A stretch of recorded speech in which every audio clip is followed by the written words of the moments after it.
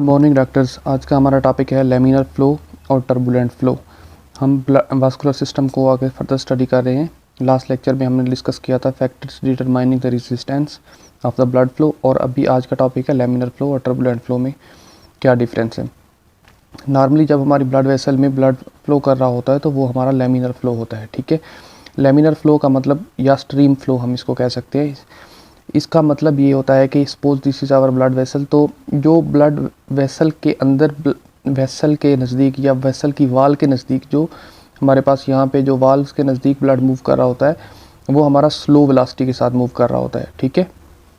और जो हमारा सेंटर में मूव कर रहा होता है वो बहुत ज़्यादा फास्ट वेलोसिटी के साथ मूव कर रहा होता है। रीज़न क्या है कि जो हमारा first layer of the blood होती है वो सेकंड पर पैराग्लाइड करती है, थर्ड उस पर पैराग्लाइड करती है और फोर्थ उस पर पैराग्लाइड करती है, जिसकी वजह से हमारा जो सेंटर में ब्लड फ्लो होता है वो बहुत ज़्यादा फास्ट होता है, यानी ज़्यादा वेलोसिटी होती है और साइडों पे कम होती है, ठीक है। तो हम इसको कहते हैं हमारा ये लेमिनर फ्लो है, ठीक है।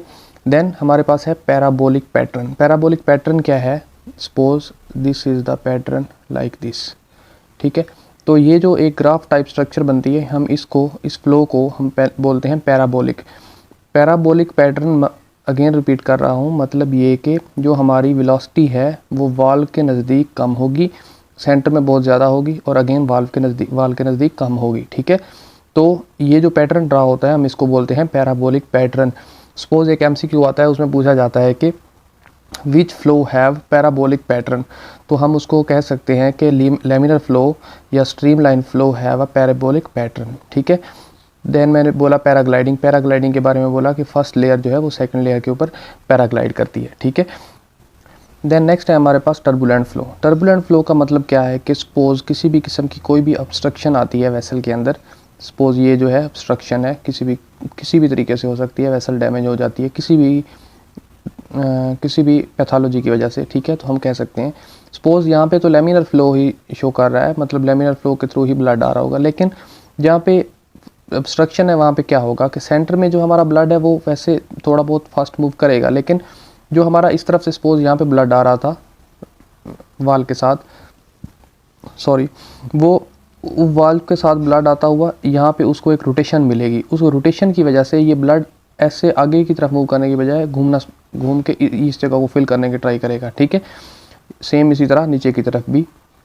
तो कोई भी ऑब्स्ट्रक्शन या वेसल में ऑब्स्ट्रक्शन आती है तो ऑब्स्ट्रक्शन की वजह से जो हमारा फ्लो है वो डिस्टर्ब होता है और इस तरह की डिफरेंट वेलोसिटीज़ क्रिएट होती हैं, ठीक है।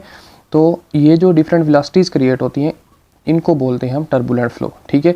तो एक एमसीक्यू में पूछ सकते हैं कि विच flow have more velocities of the blood in one direction, तो हम कह सकते हैं टर्बुलेंट फ्लो, ठीक है। देन अगेन एक पॉइंट वो ये कि इसमें एनर्जी बहुत ज़्यादा यूज़ होती है। टर्बुलेंट फ्लो जो होता है इसमें एनर्जी बहुत ज़्यादा यूज़ होती है। तो नॉर्मली जो हमारा लेमिनर फ्लो है इसमें नॉर्मल एनर्जी जैसे एक वेसल को चाहिए होती है ब्लड मूव करने के लिए वही यूज़ हो रही होती है, लेकिन जो टर्बुलेंट फ्लो है इसमें बहुत ज़्यादा एनर्जी चाहिए होती है जब यहाँ से ब्लड को मूव करना पड़ता है, ठीक है। तो या अगर ऑब्स्ट्रक्शन बहुत ज़्यादा हो गई है तो आगे ब्लड फ्लो भी बहुत ज़्यादा लेस हो जाएगा, क्योंकि उसकी वेलोसिटी यहाँ पे डिक्रीज़ हो जाती है, मतलब रेजिस्टेंस बहुत ज़्यादा इंक्रीज़ कर जाती है, ठीक है।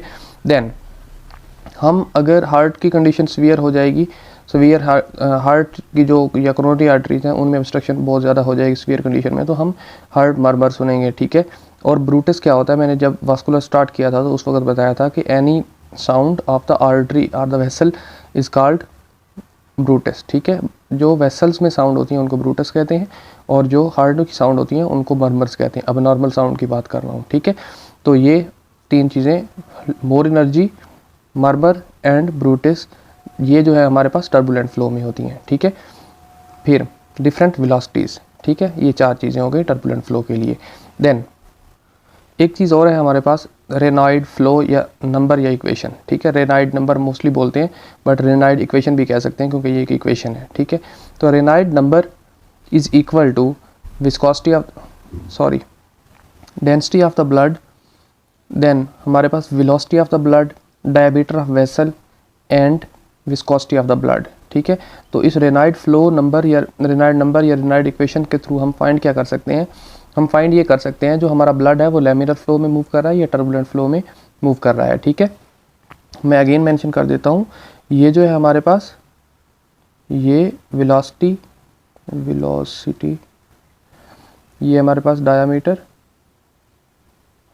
ये विस्कोसिटी या विस्कोसिटी, ठीक है, डेंसिटी ऑफ द ब्लड, ठीक है। तो रेनाल्ड इक्वेशन में Reynold number is equal to directly proportion to the density of the blood, velocity of the blood, diameter of the vessel and inversely proportion to the viscosity of the blood, ठीक है। तो ये सारी चीज़ें हम find कर सकते हैं by using Reynolds number or equation to find the turbulent flow and laminar flow, ठीक है। तो thank you doctors, that was a today lecture.